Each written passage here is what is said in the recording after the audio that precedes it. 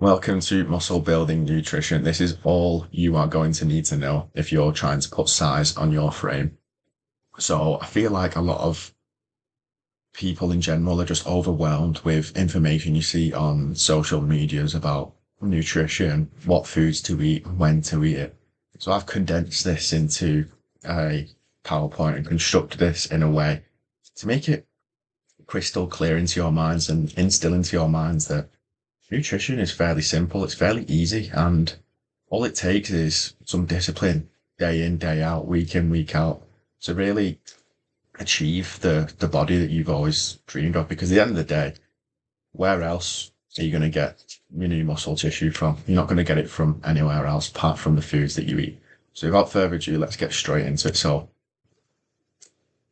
importance of calories in building muscle. So calories is the most important factor when it comes to building muscle. Like, you could be eating 200 grams of protein every single day, but if your caloric target isn't being met every single day, then you're not going to achieve your goals in the way you want to achieve your goals. So yeah, if you're not reaching your calorie target, it's going to be kind of like pissing in the wind. So imagine it like some sort of scale, okay?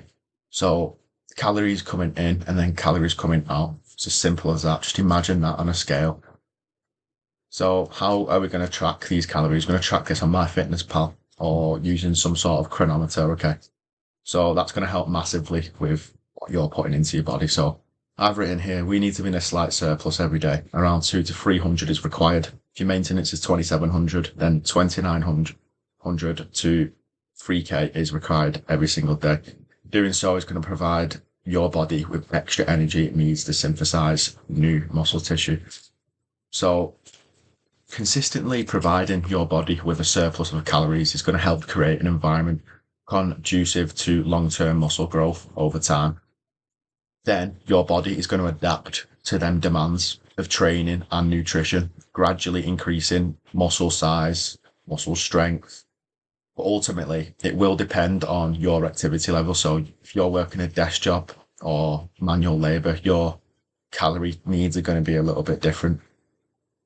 Metabolism's another factor, activity level, like I just mentioned, body composition, training intensity.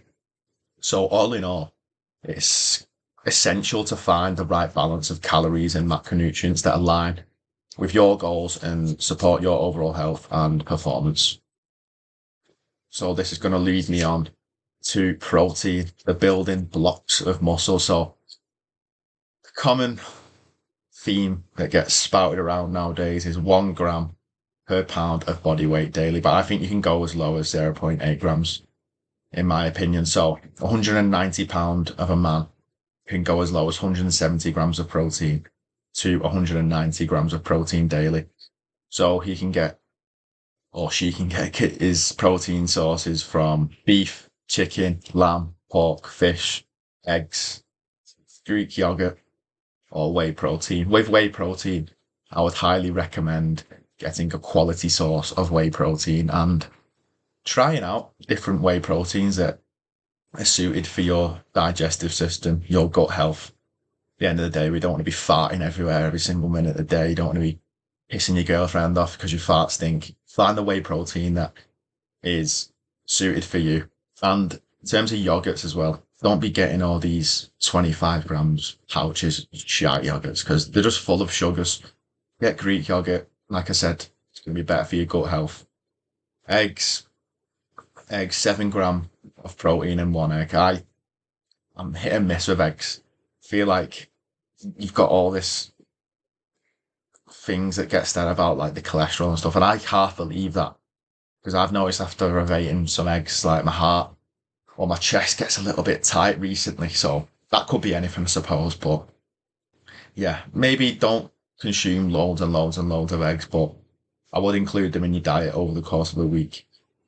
So yeah, all these protein sources are going to contain all your essential amino acids in adequate amounts. So yeah, these are great protein sources to include in your diet. Really think about including these every single day. Moving on to carbohydrates. So carbohydrates massively shit on in the fitness industry and looked down on by all these carnivore and keto enthusiasts. Don't get me wrong, keto or carnivore, it may have its health benefits, but at the end of the day, carbohydrates have their health benefits as well. Like, look at all the bodybuilders in the world. They're consuming carbohydrates every single day. So it would make sense to include them in your diet every single day. So yeah, all these carbohydrates here going to promote the feeling of fullness, help your weight management by reducing your hunger. Therefore, it's going to be increasing your satiation, supporting your gut health, reducing inflammation, and improving your metabolic function. So yeah, sweet potato, we're at the top here, is the most nutritional food on the planet.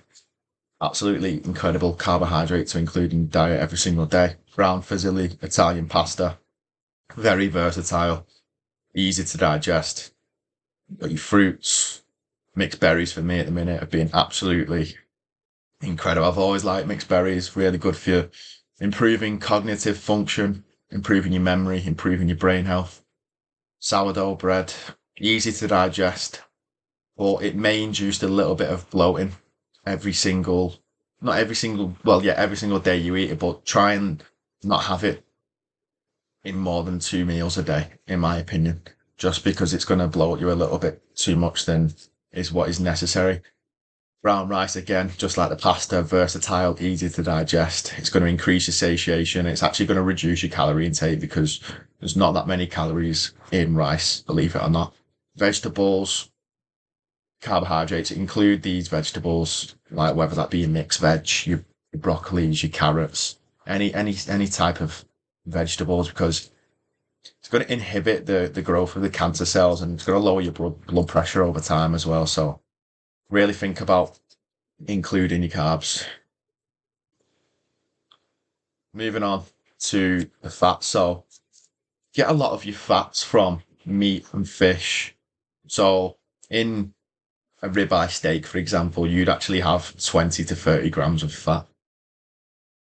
But I just want to make a comment on, if you're on 3,000 calories a day and you're getting 1,000 calories from your protein, it is up to you to decide where the other 2,000 is coming from, whether you get that from 1,500 from carbs, 500 from fats, or you want to get 1,000 from each. It is for you to play around with and for you to decide what is most accustomed and what is most suited to your preferences on that day or every single week. You've got to plan out every single day what's going to benefit me the most here, or have a play around with it, see what works for you.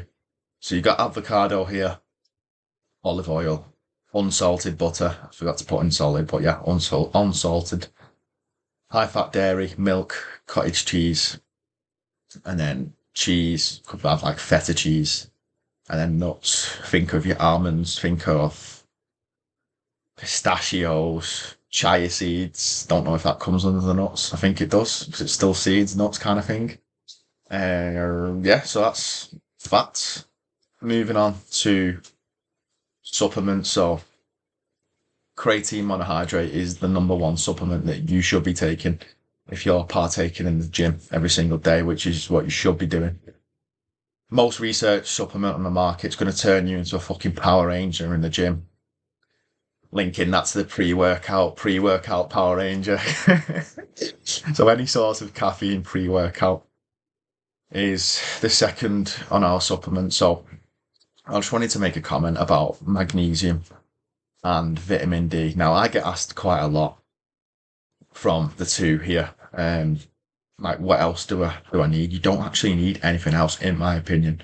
Supplements is the most balanced answer anybody could give. I'm not going to just sit here and just bullshit you saying, oh, there are a list of load of supplements here. It's going to help with this. It's going to help with that. It's going to help with bone health. They all fucking help with bone health.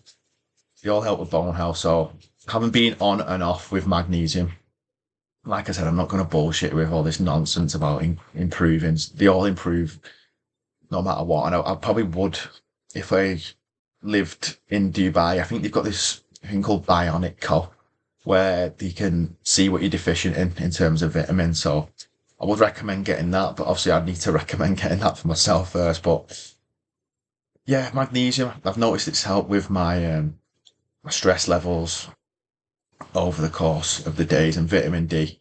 If you don't live in a hot climate, I would recommend getting some vitamin D down your glycine before sleep. That's optional.